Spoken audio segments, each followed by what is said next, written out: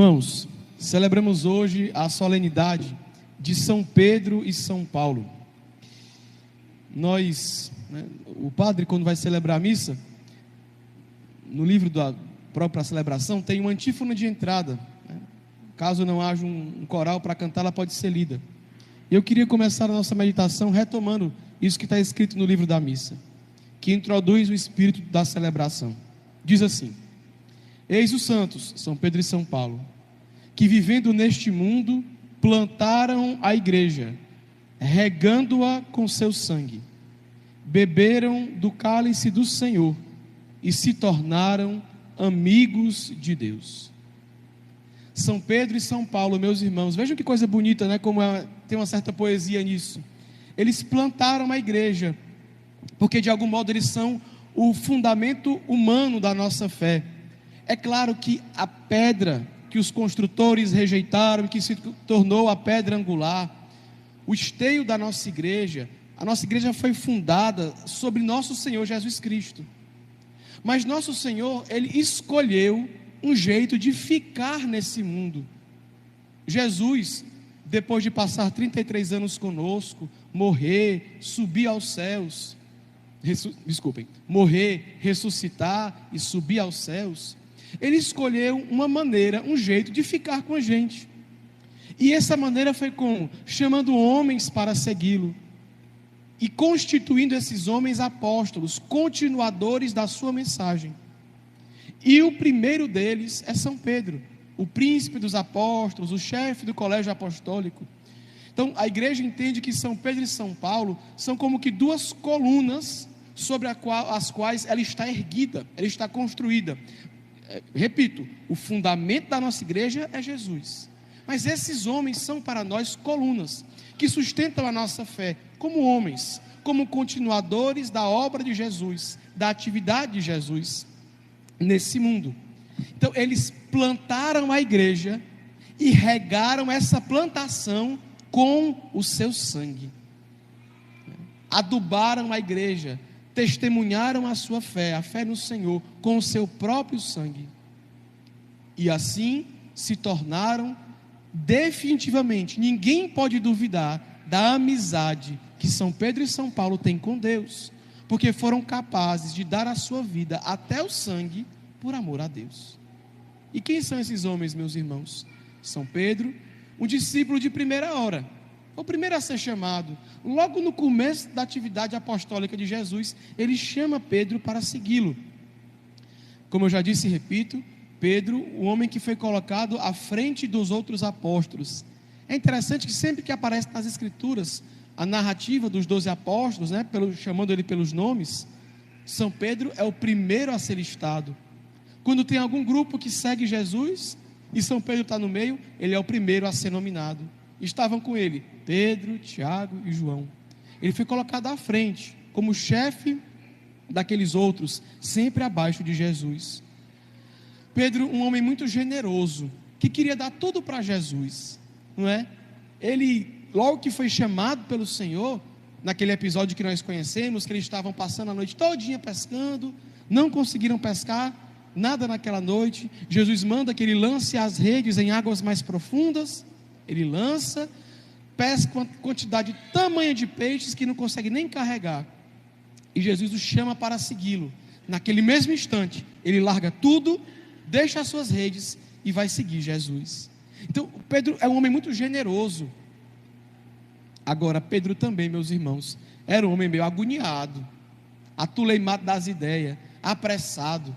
Quando ele vê Jesus andando sobre as águas, Jesus não, né? Estão ali na tempestade, no meio da tempestade, dentro do barco, vem, não sabe se é um espírito, o que é aquilo ali. Senhor, se és tu, me chama, para que eu, como tu, ande pelas águas. E Jesus, então, Pedro, vem ao meu encontro. Pedro se lança, começa a andar como Jesus sobre as águas, mas logo tira o seu olhar do Senhor e se afunda. Nesse episódio que lemos hoje do Evangelho de São Mateus, se nós continuássemos a ler mais um pouco adiante, São Pedro acabara de fazer a sua profissão de fé. Tu és o Cristo, o Messias, o Filho do Deus vivo. Muito bem, Pedro, não foi um homem que te revelou isso, mas o meu Pai que está nos céus. E aí mais adiante Jesus vai dizendo: olhe, o Filho do Homem vai a Jerusalém, e lá ele será perseguido pelos sumos sacerdotes, vai morrer. Aí Pedro se coloca na frente de Jesus: não, Senhor, que isso não te aconteça. Aí Jesus diz: ei, rapaz, sai da minha frente, porque você não fala pela boca de Deus, mas como os homens. Então, Pedro tinha acabado de professar a fé, mas logo em seguida ele quer se colocar na frente de Jesus. Quando vão prender o Senhor, Pedro se adianta, puxa da sua espada, da sua faca, e vai atrás de cortar a orelha, vai atrás de lutar por Jesus. Ele diz: não, Pedro, não é assim que eu vou instituir o meu reino. Então, um homem muito generoso, mas também que a sua pressa o fazia às vezes errar em acertar o alvo, em fazer aquilo que era certo.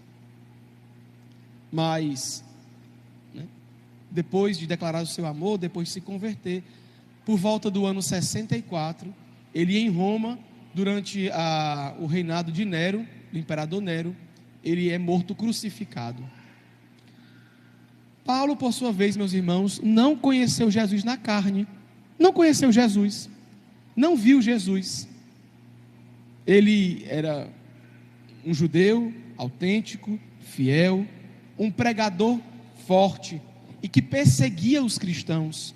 Logo depois que Jesus morreu, Paulo começou a perseguir os cristãos. Ele tinha tanto poder que ele tinha uma carta que o autorizava a perseguir e prender os cristãos. Ele os odiava, porque na mentalidade de Paulo, os cristãos estavam desvirtuando os judeus. Em uma dada viagem, eu estava a caminho de Damasco, ele tem uma revelação de Deus. Ele faz uma experiência com Jesus já morto e ressuscitado, e se converte. E de perseguidor passa a perseguido. De um homem que tinha uma boa fama, que era bem quisto por todos, acolhido por todos, de uma família boa, ele passa a ser rejeitado. Ele passa a ser perseguido. A sua vida passa a ser tentada várias vezes. Seja porque o perseguem, seja porque o seu barco começa a afundar, seja porque colocam fogo na casa onde ele está. E pelo ano 67, São Paulo também é martirizado, também é morto, porque ele era cristão. Meus irmãos, esses dois homens, portanto, foram fiéis à missão que Deus lhes confiou. Agora, nem sempre foi assim.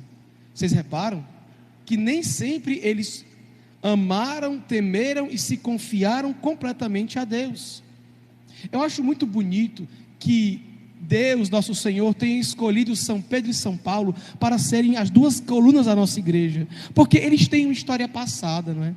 Se nós olhamos, por exemplo, para Pedro, como ele negou Jesus, vocês lembram disso? Nós meditávamos na Semana Santa, durante o momento crucial da vida do Senhor, quando ele estava passando por aquele julgamento injusto, quando ele foi preso para ser morto, por 3 vezes, São Pedro negou a Jesus, traiu o Senhor. Logo depois que ele morreu, São Pedro, de forma medrosa, covarde, foge, vai voltar a pescar, vai para a vida velha. Ele se esquece de tudo aquilo que Jesus tinha pregado. Pede para aumentar um pouquinho, por favor.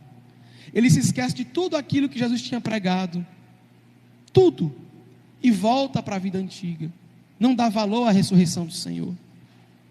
Pois é, meus irmãos, esse homem que negou a Jesus, que de forma medrosa fugiu, ele se torna um homem corajoso, valente, ao ponto de dar a sua vida e derramar o seu sangue por amor ao Senhor. Pedro, que tinha fugido de Jerusalém, depois que se encontra com Jesus ressuscitado, depois que declara o seu amor ao Senhor, volta para Jerusalém, é preso, porque está pregando o Senhor ressuscitado. Depois que o soltam da prisão, ele volta a pregar, prendem de novo, mandam açoitá-lo, bater nele. E a partir de então, meus irmãos, nunca mais São Pedro negou a Jesus, ainda que no final da sua vida isso custasse a sua crucifixão. Pedro foi morto numa cruz, como Jesus, meus irmãos. Mas ele tinha tanto amor e tanto respeito ao Senhor, que quando foram crucificá-lo, ele disse: não, eu não sou digno nem de morrer como morreu Jesus.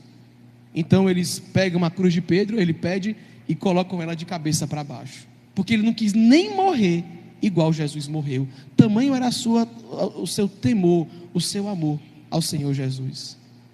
Como eu já dizia de São Paulo era um perseguidor dos cristãos, mandou matar cristãos.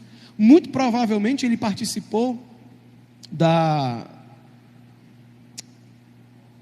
morte, do apedrejamento de Estevão, o primeiro mártir do cristianismo, São Paulo. E ele saiu disso, de um perseguidor que tinha ódio dos cristãos, que mandavam matar os cristãos, a um homem apaixonado por Jesus. O que São Pedro e São Paulo falam para nós com as suas vidas, meus irmãos? Nós também podemos nos converter, nós também podemos mudar a nossa vida, nós também podemos sair do nosso egoísmo, da nossa vida pequena, para uma vida grande, forte, para uma vida de amor a Deus. Não, meus irmãos, ninguém é uma pessoa sem jeito. Eles são testemunhos, eles são uma prova de que é possível passar da covardia, da frouxidão, para a coragem, para a parresia, para a audácia de anunciar a Jesus, mas mais do que anunciar, de viver a vida que Cristo quer que nós vivamos. São Pedro e São Paulo, meus irmãos, viveram e pregaram Cristo Jesus. Primeiro viveram e depois pregaram. Nós também temos que ser assim, meus irmãos, aprender de Jesus a viver como Ele, um amor apaixonado pelo Pai, dar a nossa vida a Deus Pai, consagrar os nossos dias, os nossos bens, o nosso tempo, a nossa família, o nosso casamento, os nossos filhos, tudo que nós temos e somos ao Pai. E assim eles viveram. Eles fizeram de Jesus, meus irmãos, eles fizeram de Cristo o esteio das suas vidas, né? A razão das suas vidas. 2 homens, uma única paixão, 2 vidas, um único ideal: viver e anunciar Cristo Jesus, nosso Senhor. É isso que torna São Pedro e São Paulo as colunas da igreja, essa paixão que eles tinham por Deus, nosso Senhor. Tudo que eles tinham, a sua única herança, o seu único bem, a sua única riqueza, era esse amor a Jesus, era essa vontade de dar tudo para Ele, para o Senhor. Eles foram corajosos, foram homens que não largaram o arado, que não olharam para trás, que não desanimaram no caminho, mas que depois que encontraram no Senhor o seu grande amor, foram sempre adiante, sempre à frente, com coragem, com força, com ousadia, anunciaram a Jesus, viveram a Jesus e morreram a morte que Jesus morreu. Eles apostaram tudo o que eles tinham, eles gastaram a vida deles todinha, da loucura da cruz, à esperança da ressurreição, era o que eles tinham para viver e para dar para os outros. Eles não tinham mais nada, meus irmãos. Por quê? Porque eles fizeram de Jesus o tesouro das suas vidas. Oh, meus irmãos, essa história bonita deveria ser a nossa também. Jesus deveria ser o grande amor das nossas vidas, mas não da boca para fora. Eu já falei aqui algumas vezes e vou repetir: eles viveram Jesus, se apaixonaram de verdade, eles pensavam em Jesus, eles anunciavam a Jesus, eles trabalhavam como Jesus, eles amavam os homens que os rodeavam como Jesus amava. Jesus era tudo o que eles tinham. É por isso, meus irmãos, que a nossa igreja foi fundada sobre os seus testemunhos. É por isso que eles são modelos para nós católicos, porque eles trocaram todas as honras e todas as glórias desse mundo pelo Senhor. São Pedro deixou a sua empresa de pesca, os seus barcos, os seus bens. São Paulo, como eu já disse e repito, deixou a sua boa fama, os jantares para que ele era convidado, tudo para anunciar Jesus, para que eu e tu, meus irmãos, hoje, tantos milhares de anos depois, tivéssemos acesso ao Senhor. Eles foram homens de verdade, apaixonados pelo Senhor. Eles não mediram esforços, nenhum esforço, para dar tudo a Deus. O que você tem reservado da sua vida? Qual é o bem a qual você é apegado? A quem você é apegado? A que ideia você ainda está apegado? A qual paixão você não consegue, de qual paixão você não consegue se desligar, se desapegar?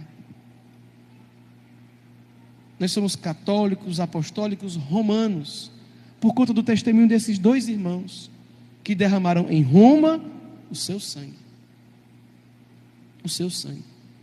E como eles, tantos outros vieram depois. Tantos outros derramaram o seu sangue por amor a Jesus. Os mártires, meus irmãos, deveriam nos causar vergonha a nós católicos.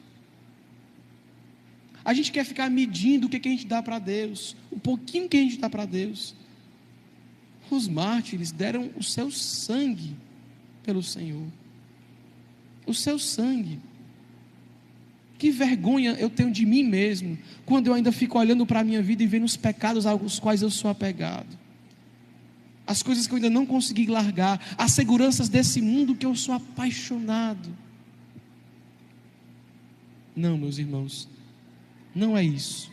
Não é a essa vida que nós católicos somos chamados a viver. Quando nós aqui, deste altar, meus irmãos, o padre, os diáconos, quando nós, meus irmãos, daqui, condenamos os pecados e convidamos a comunidade paroquial à conversão, meus irmãos, nós não fazemos mais do que a nossa obrigação de anunciadores de Jesus, porque foi isso que ele fez, foi isso que ele anunciou, foi isso que ele viveu. É isso que São Pedro e São Paulo nos chamam, como colunas da igreja, a dar tudo para Deus, tudo. Peçamos ao Senhor a graça de termos essa coragem, essa ousadia. Peçamos a Deus que nessa Santa Missa deste domingo, Ele nos ajude pela oração a entender o que ainda nos prende, o que ainda é apego, o que ainda é paixão mundana. E que por sua graça, por seu amor e por liberdade nossa, nós nos desapeguemos e demos a Deus aquilo que lhe pertence. E o que pertence a Deus? Tudo o que temos e o que somos. São Pedro e São Paulo